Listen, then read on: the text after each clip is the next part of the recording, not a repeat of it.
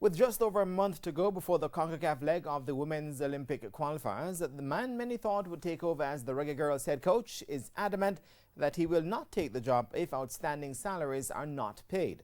The post of head coach became vacant after Hugh Menzies, who guided the girls to the FIFA Women's World Cup in June, resigned.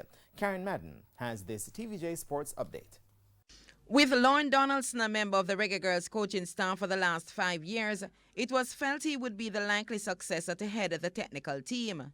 Last Friday, JFF President Michael Ricketts told the media an announcement would be made on Tuesday about Menzies' replacement. But Donaldson told TVJ Sports on Wednesday there are conditions the JFF will have to meet before he considers taking over the program. I have no idea. I mean, obviously, there's some things that needs to be taken care of before we can even have a conversation about coaching. I mean, and the main thing is all the coaches have to be paid. And then we can have a conversation. It's as simple as that.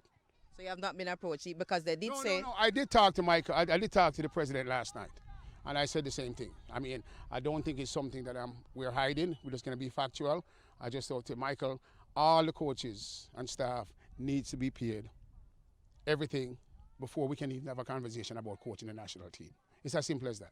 Donaldson, who is on the island conducting a joint camp with the under-20 and under-17 Reggae Girls, argued that the uncertainty will impact Jamaica's chances of advancing to the Olympic Games. Well, we're way behind right now because everybody else is doing something. Mexico is in camp. US is, I was just last week and US was in camp. I mean, Canada is playing, Costa Rica is playing. We're not doing anything. We're still worried about who's going to be coaching the team. And, there's no direction right now. The players are waiting. Karen Madden, TVJ Sports.